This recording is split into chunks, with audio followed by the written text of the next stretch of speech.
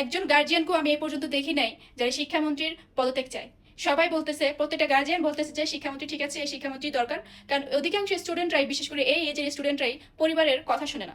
যারা পড়াশোনা পছন্দ করে না, পড়তে চায় না, পড়াশোনা পারে না, তারাই শিক্ষামন্ত্রীর পিছনে লাগছে।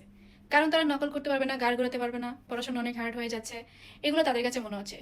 বইয়ের বাইরে থেকে তার কোনো প্রশ্ন আসে না, বই থেকেই আসে। মেইন বই পড়তে হবে, প্রচুর তোমাদের মেইন বইয়ের দিকে ফোকাস করতে হবে, তোমাদের মেইন বইটা ভালো করে পড়তে হবে, তাহলে সবকিছু সহজ লাগে। সবার কথা বলবো না, কিছু কিছু আছে। তো এখন কিছু কিছু স্টুডেন্ট যারা আন্দোলনে নামছে, তাদের জন্য তো আমাদের যে মেধাবী স্টুডেন্টগুলো আছে তাদের লাইফ নষ্ট করতে পারি না, এক বছরের জন্য তাদেরকে পিছিয়ে দিতে পারি না।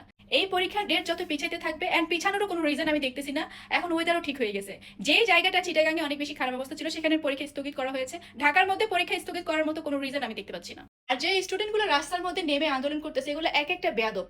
বাপের বয়সী লোকজনের উপরে হাত তুলতেছে, মায়ের বয়সী মহিলাদেরকে ইফটিজিং করতেছে। তাহলে আপনারা এটাই বোঝেন যেটা কি ধরনের স্টুডেন্ট, এতেই তো বোঝা যায়, তাই না? যারা কোনো ভদ্র ফ্যামিলির সন্তান কখনোই রাস্তায় নামবে না, আন্দোলন করবে না। আমরা কোনো কিছু বলার থাকলে এখন অনলাইনের যুগ, আপনারা অনলাইনে বসে ভিডিও বার্তা দিতে পারেন।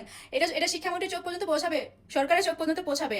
এখন কি রাস্তায় নাইমা আন্দোলন করার যুগ আছে? এই যুগ গেছে, এই যুগ আর নাই। বিশেষ করে এই যে জুলাইয়ের পরে যেই পরিমাণের গত 2টা বছর আন্দোলন হয়েছে, এই আন্দোলনে সাধারণ মানুষজন এখন বিরক্ত হয়ে গেছে। কারো আন্দোলন এখন প্রযোজ্য হবে না, কারণ সাধারণ মানুষজন এখন বিরক্ত।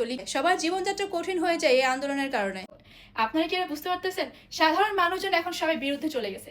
যে কোনো সময় সাধারণ মানুষজন যদি একবার রাস্তায় নামে, স্টুডেন্টের কোনো খাওয়া থাকবে না। সো সবাই যে যার মতো বাসায় যাও, পরীক্ষা দাও, পরীক্ষা দিতে না পারলে বাসায় যায় ঘুমাও। পড়াশোনা যাদের মাথায় ঢুকে না, ব্রেনে ঢুকে না, তারা পড়াশোনা বাদ দিয়ে দাও, কোনো সমস্যা নেই, কাজ কাম করে যাও।